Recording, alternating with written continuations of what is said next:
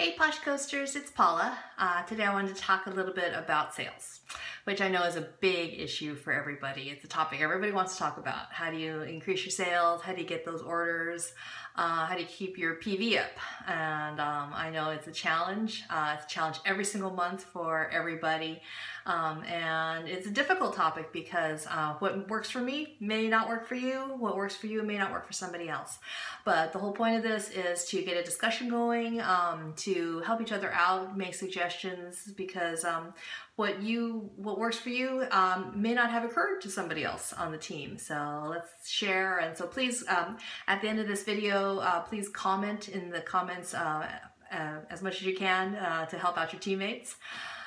So sales. As the video that I shared a little while ago from our upline, Jennifer Klarman, the title was great. It was, I'm posting on Facebook all the time, but I'm not getting sales, which is something that people run into. You know, they say, you know, I'm doing the exact same thing I've been doing, but nobody's buying anything anymore. And it can be so frustrating. But as she said in that video, you have to develop a business plan that works for your business and your circumstances to keep your sales up. And it's something that has to be done every single month. You have to work on it every single month if you're committed to building your business. And that means, you know, sometimes you can't. Sometimes life gets in the way. I mean, family always comes first. Your real job might get in the way and you won't be able to devote as much time to Posh as you'd like. But if you're committed to building a long-term business for yourself, then it's something that you have to work on every single month. And not just in like the last 2 days of the month where you're going to start scrambling to gather some orders, but from the very first day of every single month. You have to be thinking in your head about how that month's going to go and how you're going to build your sales for that month. So generally when people start out as consultants, they start with their immediate circle. So this is your what they call your hot circle. So it's your close friends, your family, people who you know, if you have to call somebody to help you change a tire at 3 o'clock in the morning in the middle of nowhere, these are the people that you would feel comfortable calling. And they're the people you're comfortable sharing Posh with at the beginning because they're your safe people and they're people who want to support you and they want you to succeed. And so they're willing to buy Posh without ever having tried it or ever having even heard of Posh. So that's your first group to appeal to. But then after a while, this is a limited number of people, so you have to branch out to the next level of people you know. And that should be people you encounter on a regular basis. So if you pick up your kids at school, who are the other pickup moms? That sounds funny, pickup moms. But who are the other moms that are there every day that you could share Posh with? If your kids do sports, who are the parents that you see on a regular basis through that? If your kids participate in Scouts, who are the people you know who you see on a regular basis through those activities? And that's another group that you can appeal to, that you can share Posh with. And that means handing them some samples because we all know Posh sells itself, but you have to help it sell itself. So you have to get it to people, you have to get it on people, and so they can try it. So, and you know, it doesn't have to be salesy. Everyone's always afraid of like being pushy and being that person that's selling stuff and alienating their friends and bothering their friends. So it's always don't sell, share. So, you know, you say to somebody, hey, I love this product. I love this. I think you'll love it too. And you hand them a sample. And then you follow up because, I mean, that's one of the biggest problems is you can give out samples all day long, but if you don't follow up with those people, then it's not always going to be fruitful. And I mean, I'm shocked how many times I have given samples to people and then I see them again and I say, hey, how'd you like that sample? And they go, oh, I forgot. And then they like still have it in their purse, or they like put it by their bedside table, or they have it in their bathroom, but they didn't actually try it. So they're not gonna love it if they don't try it. So you have to follow up and you have to say, hey, what do you think? Did you love those samples? And then if they forgot to use them, they'll say, oh yeah, I'll try them now. And then next time you see them again, you can say, did you get a chance to try those samples? And either they'll say, oh, I forgot again. And after a while, they're going to get embarrassed. So they keep forgetting to try the samples, or they'll have tried them. And then they can tell you how much they love them. And then that could lead to the next level of the conversation. So you branch out to the next level of people you know. And it's helpful to actually make a list, to actually sit down with a pen and a piece of paper and make a list of people you encounter on a regular basis that you could share Posh with. And even things that are like a semi-regular basis, like your doctor's office, your kid's orthodontist office, people you see on a semi-regular basis, like your mail carrier. These are people you can share Posh with, and you're going to see them again. So you're going to be able to easily follow up with them again, because you'll be face to face with them at some point. You know that you are. So that's a good next circle to go out to. And then it starts being a little bit further away. So people you know who don't live around you. So friends of yours that you have in other parts of the country, family members you have in other parts of the country, you can offer to mail them samples. And anything any expenses you incur doing that are business expenses, and those are tax deductible if you file up for a small business. So keep track. Always keep track. Keep your receipts. I have a really nice spreadsheet that I use, and I put down every time I mail out something at the post office, it goes into my spreadsheet that I've spent that money, and then later that is part of my taxes. Also, any product you buy to make samples is tax deductible. That is a business expense. So buying product and making samples with it, that product is a tax deduction. So there you go. So you're broadening out your circle a little bit of people to appeal to. After a while though, you have expended all of the people you know. You have shared Posh with every person that you know, and then what do you do? Once you've sold to everybody you know, what do you do? Well, one thing you should do is you follow up again with them, because people buy and then they feel like they're set, like, oh, I just bought from you. But then you can say, hey, did you love that key lime pie hand cream? We have a soap. We have a chunk soap in the same scent, and if you love that, I bet you'd love this chunk soap too. So you can try to appeal to the next sale with them by working off what they've already purchased from you. So that's one way.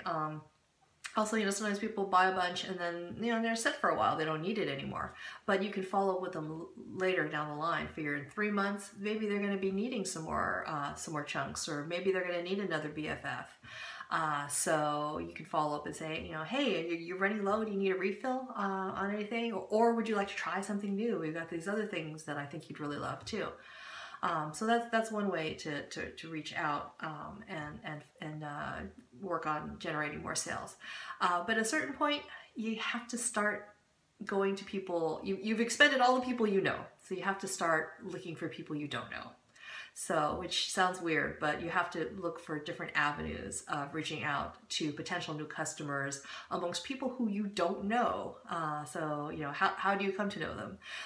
One of the best ways is, you've got your friends. Well, they have friends. You don't know their friends necessarily, but that's a great resource. So if your friend can personally vouch for the products, then their friend is going to trust their opinion so much more than probably yours, because they don't know you. So getting your friends to help you spread out into other potential customers is a really good way to do that. And the easiest way to do that is get your friends to have a party. And again, it's really, it can be a tough thing asking people to have a party, but you'd be surprised. A lot of times people do really want to help you. Your friends want you to be successful, and if you express that one of the best ways they can help support you is to have a party and invite their friends, people you don't know. And it's a problem sometimes if you have friends who you have the exact same circle of friends, but they're going to know somebody you don't know. That's a potential way to branch out.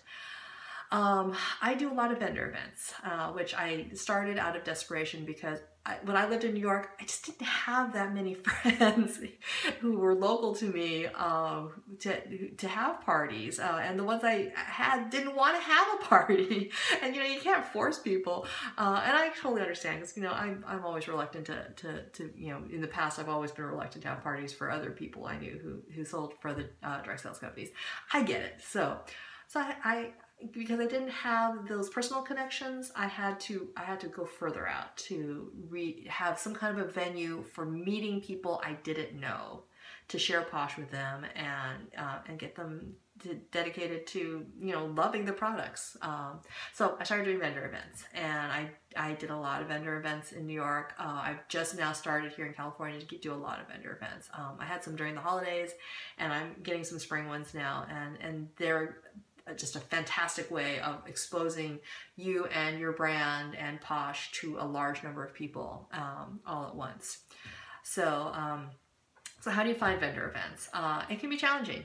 Sometimes it's just going onto Craigslist and seeing listings, going into the online editions of your local newspaper, and there'll be postings that things are coming up where people need vendors. But for me, I found Facebook. Facebook is like the best way of finding vendor events. So do a keyword search on Facebook for vendor event, and your county name, your city name, your area, and you're going to find groups, because vendors have a lot of groups on Facebook for local areas. So go on there, join the group, and look for listings for vendor events coming up where they are needing people. And I have found, at least in the places where I've lived, there's almost never a Posh girl already. So I mean, just this week was the very first time since I moved to California that I tried to get into an event and it already had a Posh girl. It happened to me in New York all the time too, where I was always the first Posh girl to try to sign up for an event. If you have a few more consultants in your area, it might be a little more challenging for you. But I had really, really good luck finding events through Facebook. And then just sometimes word of mouth. If you have kids in elementary school, then maybe your school is, especially around the holidays, they have a lot of gift boutiques. In the spring, a lot of schools have spring boutiques as fundraisers. If your kid's school, or you don't have kids of that age, I mean, I don't have elementary school kids anymore, which it makes things a little more challenging for me. Then maybe your friends whose kids go to different schools, maybe you can find out if they are having any kind of an event that you could participate in. So yeah, so vendor events are really, really a great way to build your customer base. But when you're doing vendor events, you got to follow up. You can pass out 1 million catalogs. Maybe you'll sell some cash and carry. I do a lot of cash and carry, which I know is a big expense, it's a big commitment, and a big investment financially for people. So I'm not saying you have to have a bunch of cash and carry. I'm just saying it's easier to sell cash and carry at events than to take orders.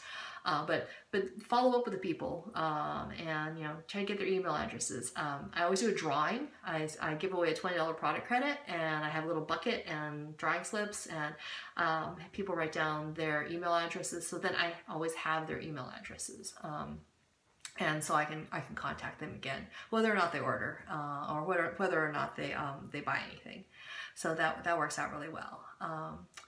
So, and be creative. I mean, sometimes people have branched out through other ways of getting involved in local like groups for various causes or various social issues, and then that puts you in contact with new people again. So get creative, think outside the box. Don't focus solely on the way you've been doing things in the past, because that's great in the beginning, but after a while everybody will have plenty of Posh. And as we know, the products last a really, really long time. So yeah, if somebody buys a BFF, they're going to be set for several months on their BFF. So you have to find somebody else new to sell that BFF to. So that's what I've got for you right now. Again, please comment in the comment section if you have other ideas on how to branch out, how to build up your sales, and we can get a discussion going, which would be really great. Thanks a lot. Bye.